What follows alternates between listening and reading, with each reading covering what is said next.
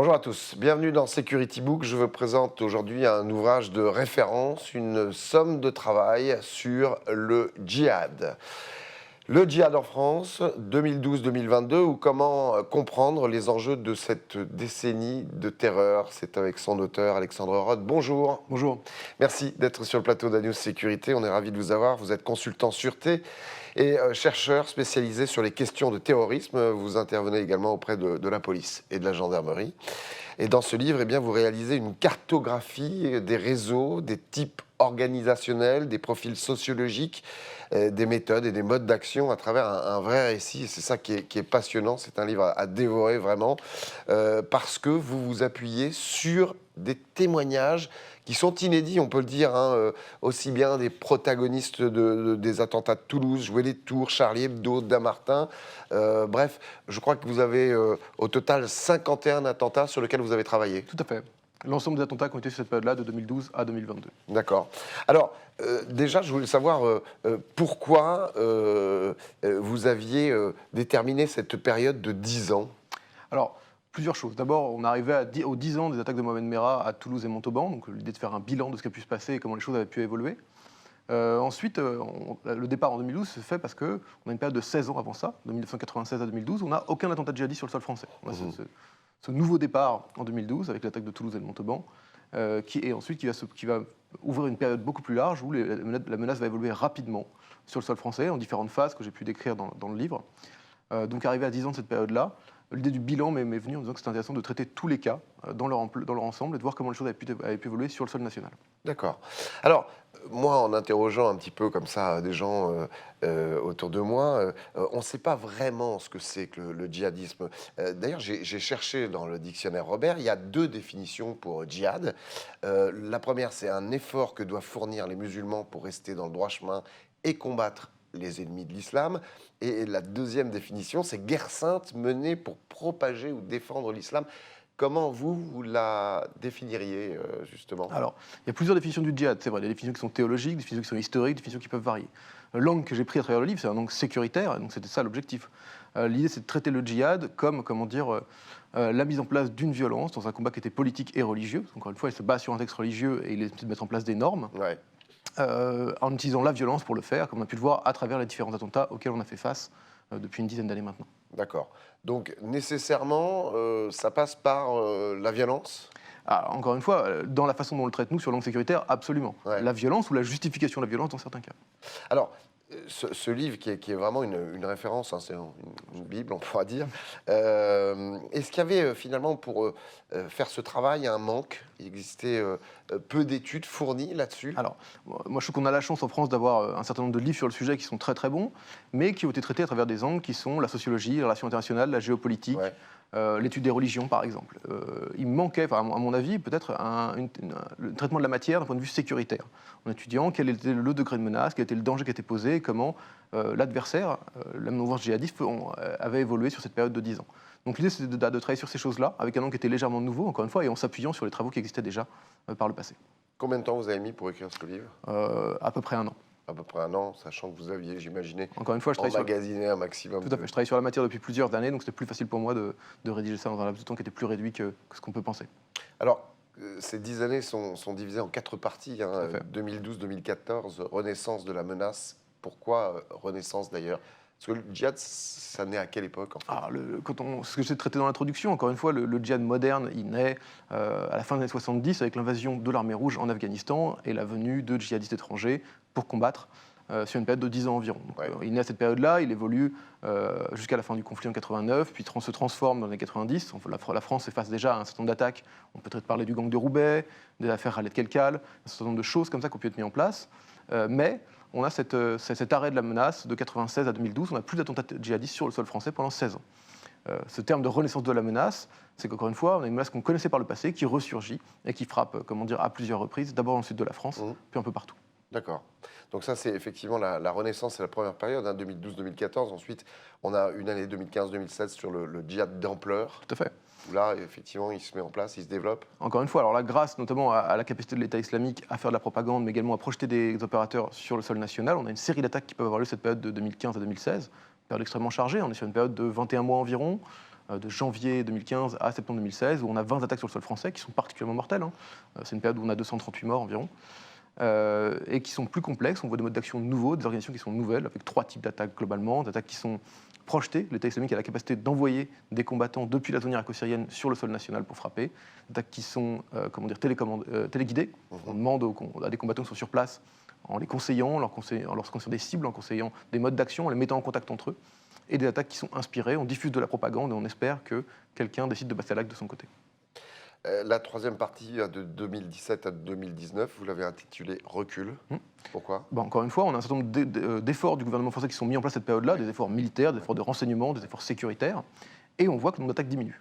Alors, 2017, on a encore un nombre d'attaques important, mais elles sont moins mortelles que par le passé. Et à partir de 2018 et 2019, on a moins d'attaques sur le sol français, et heureusement moins de victimes. On va développer tout ça. La dernière partie, c'est 2020-2021, transformation de l'ennemi, quelque part. Absolument, la mouvance se transforme du fait d'un certain nombre de conditions qui sont internes et externes, et on voit un certain nombre de changements, alors une montée de nombre d'attaques en 2020 notamment, sous l'influence du Covid, et une transformation de cette mouvance-là dans les profils, dans les modes d'action, dans la façon dont elle agit.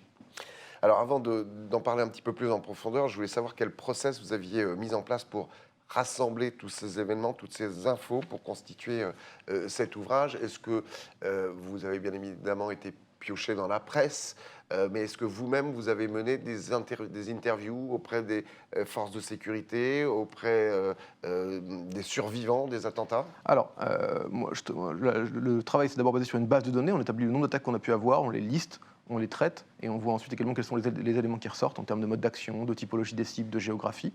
Ensuite, j'avais la chance d'avoir accès à un certain nombre de personnes qui avaient été primo-arrivantes sur cette attaque-là. J'ai sélectionné celles qui me paraissaient pertinentes et celles qui acceptaient également d'en parler. Alors, j'ai eu la chance d'avoir une grande confiance de la part des forces de sécurité intérieure sur ces questions-là. Et ensuite, mener une série d'entretiens qui ont duré environ 2 heures à chaque fois, Oui. Les retranscrire, donner à chacun des participants un droit de relecture complet sur ce qui a pu être dit, et ensuite, l'inclure au sein de l'ouvrage. D'accord. Alors, dans ce livre, vous faites un bilan, mais vous répondez également à de nombreuses questions et qu'on se pose tous, à commencer par celle-ci. En quoi la menace a-t-elle muté depuis 10 ans ? Alors, depuis 10 ans, je pense qu'on voit 2 facteurs principaux de mutation, de changements qui ont lieu au sein de la mouvance. La première, c'est une autonomisation. La mouvance française est autonome, elle est capable d'agir d'elle-même, elle a ses cadres, elle a ses organisateurs, elle a cette importance qu'elle peut avoir. Elle n'a plus besoin d'avoir l'accord d'un groupe étranger ou le soutien d'un groupe étranger pour agir. Alors, la période de 2015-2016 de djihad d'ampleur va un peu à l'encontre de ça. C'est une parenthèse extrêmement violente, extrêmement dangereuse, mais qui ne ressemble pas à cette tendance globale qu'on peut voir de l'autonomisation. L'autre élément que je mettrai en avant, c'est l'atomisation. On parlait de moins en moins de groupes à partir des années 2010, on parle de moins en moins de cellules à partir de maintenant, beaucoup plus d'individus qui agissent de façon solitaire, Oui. avec parfois des contacts qui connaissent leur projet, mais qui ne sont pas forcément impliqués dans la commission de l'attaque. Donc voilà, ces 2 facteurs, autonomisation et atomisation, qui me paraissent ceux qui transparaissent sur les 10 dernières années. Est-ce que dans cette mutation, on compte aussi, entre guillemets, la professionnalisation des terroristes, c'est-à-dire que on le voit avec Mohamed Merah, qui était peut-être un loup solitaire, mais un loup extrêmement bien entraîné, préparé, un vrai guerrier. Alors, deux points intéressants sur, je pense, Mohamed Merah. D'abord, la question du loup solitaire qui a été beaucoup avancée en 2012. Moi, je pense qu'il faut distinguer 2 choses. Ouais. La question du loup solitaire opérationnel, Oui. qui organise son attaque seul, qui choisit la victime, qui choisit le lieu, qui se déplace sur le lieu seul, ce qui était le cas de Mohamed Merah, principalement. Et le loup solitaire idéologique, qui est le seul représentant d'une mouvance au sein d'un lieu. Ce n'est pas le cas pour Mohamed Merah. Encore une fois, il est entouré d'individus qui, pour certains, ont rejoint le djihad syrien, qui ont rejoint l'État islamique pour la majorité d'entre eux. Donc, en fait, il n'était pas seul dans ce moment-là. On l'a décrit comme un loup solitaire, ça a parfois été un peu trop vite. Sur la question de la professionnalisation des djihadistes, on voit une montée en puissance de la capacité opérationnelle adverse, encore une fois, avec des djihadistes qui s'entraînent, qui se préparent, qui ont accès à un armement et à une base logistique qui est plus forte, surtout sur la période de 2015 à 2016. Donc on voit cette professionnalisation et cette volonté de recherche dans l'attaque. Et en ce qui concerne nos forces de sécurité, depuis 20 ans, comment ont-elles réagi, comment ont-elles su évoluer ? Est-ce qu'il y a vraiment de ce côté-là un progrès sensible ? Tout à fait. Alors, encore une fois, il y a de nombreuses choses qui ont été mises en place de façon très importante, surtout à partir de 2016. La réforme du schéma national d'intervention, par exemple, avec la création d'un certain nombre d'unités d'intervention sont mises en place, avec l'arrivée de fusils d'assaut, de protection balistique supplémentaire pour les effectifs dits d'intervention professionnelle ou de niveau 2, comme l'appelle la police, les BAC, les PSIG, et une vraie montée en puissance de cette matière-là. En plus de ça, un travail important du renseignement pour identifier les filières, les individus, les départs et les retours depuis la zone irako-syrienne. Donc il y a une vraie montée en puissance, il y a une vraie capacité qui est nouvelle à ce moment-là. et qui est mis en place depuis maintenant 6 à 7 ans, avec une vraie transformation en profondeur de ces questions-là. Encore une fois, la menace évolue constamment, donc cette évolution doit être plus ou moins constante parmi les forces de l'ordre si on veut arriver à une protection qui serait adéquate. Donc inévitablement, c'est mis en place une fluidité aussi avec les services de renseignement. Tout à fait. Encore une fois, il y a cette réflexion qui a été mise en place. On a vu un certain nombre de choses qui pouvaient être diffusées, qui avaient été discutées à l'époque de Mohamed Merah. Depuis, la matière a été mieux comprise et les échanges sont plus fluides. Est-ce que les services de police qui parfois se concourent un petit peu, les services d'élite type RAID, GIGN, BRI, travaillent davantage main dans la main? Alors, encore une fois, moi je ne peux pas parler pour le RAID, la BRI et le GIGN. En tout cas, il est clair pour eux que la menace est constante, qu'elle vise l'ensemble du sol français, qu'elle a besoin de cette complémentarité sur leurs différentes juridictions et dans leurs capacités. Donc on a un travail qui est plus commun et plus constant depuis quelques années. Alors, autre question à laquelle vous répondez, c'est l'état de la menace aujourd'hui. On en est où? Alors, c'est une bonne question. En 2022, pour l'instant, on a eu un seul attentat djihadiste sur le sol français qui a été qualifié. C'est l'assassinat d'Ivan Colonna à la prison d'Arles, en mars dernier. On a un recul de la menace cette année, moins d'attaques qu'on a pu avoir l'an dernier. Je rappelle que l'an dernier, on avait 3 à 4 attaques en fonction de ce qu'on comptait, à Rambouillet, à la Chapelle-sur-Erdre, également des attaques qui ressemblent à Colombes et à Cannes. On voit un recul cette année. Encore une fois, différents facteurs qui peuvent être pris en jeu. Je ne veux pas faire de prédiction ou d'expliquer les choses de façon simpliste. Une mouvance djihadiste qui est occupée à autre chose. On voit un certain nombre d'efforts, notamment sur les questions de radicalisation, un certain nombre de poussées sur la branche, disons, politique, plutôt que sur la branche violente. Ça peut être une partie de ça. Ça peut être encore une fois des facteurs qui sont aussi liés à l'espace sociétal. Les procès sont en cours, il y a un certain nombre de choses comme ça. Il y a moins d'actualité djihadiste. Encore une fois, l'actualité djihadiste a tendance à attirer l'actualité djihadiste. Quand on a une attaque, on a souvent une série d'attaques qui se relancent par effet de mimétisme. Et est-ce qu'avec le recul, et justement en étudiant ces 10 années qui viennent de s'écouler, on arrive à savoir comment va évoluer la menace demain et à quel danger on sera confronté? On peut se poser la question. En tout cas, moi, je pense que c'est important de faire de l'anticipation, pas faire de la prédiction, encore une fois, ce qui manquerait d'humilité et qui serait peu prudent. On peut anticiper un certain nombre de choses qui se voient. On peut déjà notamment noter qu'on a une certaine internalisation de la menace. Ce qui se passe à l'étranger a des impacts chez nous. On le voit sur un certain nombre de mouvances, pas forcément que djihadistes. Donc il faut y réfléchir et dire quelles sont les avancées technologiques également qui pourraient aider la mouvance. Je publiais un article récemment sur la question, par exemple, de l'armement qui sort du conflit russo-ukrainien, ça peut être une question. L'utilisation d'armements imprimés en 3D, c'est une question qu'on voit régulièrement maintenant qui se pose. C'est des choses qui peuvent permettre, par exemple, de réarmer la menace, de réarmer la mouvance djihadiste et d'arriver à un niveau de danger qui serait plus important. Ouais. Est-ce que à ce niveau-là, la France est bien équipée, bien préparée pour essayer de prendre des informations sur le net ou le darknet? Il y a plein de choses qui sont mises en place, encore une fois, de façon régulière, au niveau de l'Union européenne, au niveau de la France, notamment sur ces questions de conflit russo-ukrainien. Sur l'armement en 3D, encore une fois, Europol faisait un congrès il y a quelques mois sur ces questions-là pour essayer de le mettre en place. La menace est nouvelle, le système s'adapte, encore une fois. Question de voir c'est à quelle vitesse l'un et l'autre vont évoluer. Alors, une partie de notre audience sur la News Sécurité, eh bien, ce sont les acteurs de la sécurité, privés, publics et civils aussi, bien évidemment, mais privés, entre autres les directeurs sécurité des grandes entreprises présentes en France, donc françaises ou étrangères. Est-ce que l'entreprise est directement concernée par ces menaces? Tout à fait. Encore une fois, on voit un certain nombre de cibles qui peuvent être visées, notamment les ERP qui sont régulièrement pris pour compte. On a un certain nombre d'entreprises qui aussi représentent une nationalité, un pays, et qui peuvent être pris pour cible pour ces raisons-là. Donc c'est une question qu'il faut se poser. Une menace qui est relativement globale, un djihad qu'on évoque d'atmosphère, donc qui peut frapper à différents endroits, en plus de la problématique de la radicalisation en interne, qui peut être une problématique pour un employeur. Est-ce que là-dessus, l'État et les entreprises travaillent ensemble et arrivent à développer justement des solutions pour éviter la radicalisation au sein de l'entreprise? Ça se ressent? Alors encore une fois, oui, il y a des choses qui sont mises en place et qui sont plutôt intéressantes. On a cette volonté d'un continuum de sécurité sur toutes ces questions-là qui peut évoluer, encore une fois, qui demande un certain nombre de changements, d'attitude, de réflexion sur ces questions-là et de prise de conscience du degré de la menace, qui n'est pas forcément évident. Mais il y a des choses qui sont mises en place et qui le sont de plus en plus régulières. Je pense encore une fois, tout le monde est désormais conscient que la menace djihadiste existe, qu'elle est présente sur le sol français, qu'elle peut causer des dommages qui soient humains comme on l'a vécu pendant ces 10 dernières années, mais également économiques et différents. On a vu l'impact qu'ont pu avoir les attaques djihadistes sur le tourisme à Paris, par exemple, pendant un certain nombre de temps. Donc cette prise de conscience est là, et le travail doit évidemment être un travail de continuum, avec une partie institutionnelle et une partie privée. Alors ce continuum de la sécurité, c'est comment la sécurité privée peut venir aider, soulager la sécurité publique. Et on le voit que bien souvent, les gens de la sécurité privée, les agents de sécurité par exemple, sont des primo-intervenants.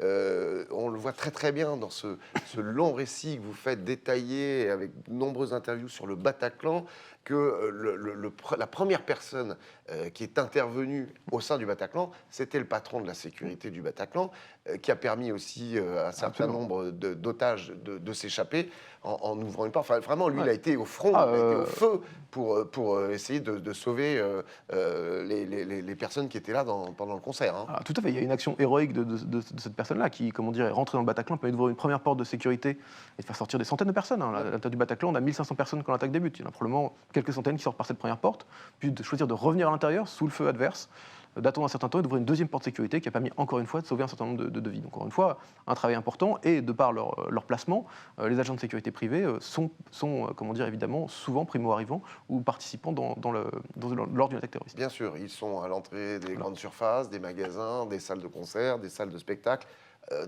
aussi des stades. Ouais. On a l'impression que cette prise de conscience ce côté de primo-intervenant des agents de sécurité et de la sécurité privée en général, elle n'est pas encore réelle de façon générale et plus particulièrement au sein de l'État. Le continuum de sécurité, vous avez dit que c'était important, il n'est pas encore en place. Pourquoi ? Alors, encore une fois, je pense que c'est des matières qui prennent du temps à être mises en place. Il demande une certaine infusion d'une culture sûreté dans l'entreprise qui n'est pas forcément ancienne, qui est un peu récente sur ces problématiques-là, de comprendre de l'ampleur que ça peut prendre et les difficultés qui peuvent se poser. Il y a des questions de formation qui rentrent en compte également. Hein. La formation des agents de sécurité, c'est une question qui revient régulièrement. Sur ces problématiques-là, elle est très importante, encore une fois. Comment on détecte un comportement suspicieux, qu'est-ce qu'on peut mettre en place, quelle forme pour la menace djihadiste, quelles sont les questions qui doivent se poser, comment on gère si on a un événement de ce type-là, même moindre qu'un événement type que le Bataclan, Bien et sûr. comment on peut y réagir. Donc ça pose un certain nombre de questions. Évidemment, les questions de sûreté, il y a également une problématique financière qui rentre en jeu. La sûreté, ça coûte cher. Ça permet d'éviter des dégâts supplémentaires et des coûts supplémentaires si on veut se placer sur le plan économique. Donc, ce n'est pas forcément évident comme mise en place de programme, encore une fois. Il y a aussi une question de gestion des ressources financières. Avant-dernière question, est-ce que vous pensez que la France est dans une bonne dynamique au niveau de sa sécurité publique pour faire face aux prochains risques qui pourraient arriver sur le territoire? Alors, encore une fois, il faut être prudent. Il y a beaucoup d'efforts qui ont été mis en place sur les 10 dernières années. Il y a des vrais changements qui ont été mis en place. Et pour les forces de sécurité publique, police et gendarmerie, on parlait de sapeurs-pompiers également avec qui je travaille, il y a un vrai effort, il y a une vraie conscience de ces choses-là. Il y a une vraie volonté d'arriver à limiter les dégâts. Donc il y a une prudence à avoir. Il faut être conscient que c'est une menace qui évolue constamment et que la réponse doit évoluer de façon constante également si on veut y arriver. La France a fait face à un nombre d'attaques, comme je le citais, un nombre de 51 sur une période de 10 ans qui est inédit. Il n'y a aucun pays occidental qui fasse autant d'attaques sur une période de 10 ans. Donc on a réussi à aussi développer un savoir-faire, un certain nombre de retours d'expérience qui peuvent être mis en place et qui peuvent être utiles. Il faut continuer à le faire. Il faut être conscient que si la menace peut être en réduction sur la période de 2022, ce n'est pas forcément un signe qu'elle est en train de disparaître. Alors, la préface est rédigée par le général Lisuré, par Frédéric Pechnard et Éric Delbecq, qu'on connaît bien tous les trois sur News Sécurité. Pourquoi avoir choisi ces experts ? Encore une fois, l'idée c'était d'avoir une vision qui était la plus complète possible de la matière. Moi j'ai la chance de travailler auprès de la police et auprès de la gendarmerie, donc je voulais couvrir les deux mondes, expliquer que c'était une problématique qui était commune. Éric Delbecq, qui était directeur sûreté de Charlie Hebdo suite à ces attaques, il représentait la sécurité privée. Et donc on avait ce triptyque-là, police, gendarmerie et sécurité privée, qui me paraissait intéressant pour une préface. Une vraie préface de Continuum. Je vous le recommande vraiment, ça se dévore, c'est passionnant, c'est même parfois émouvant, on peut le dire.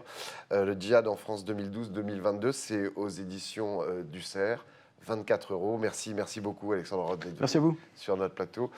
Merci à la Dream Team Agora, à la production de cette émission, à Benjamin Souhaité à la réalisation. On se retrouve très vite. En attendant, prenez soin de vous. Ciao.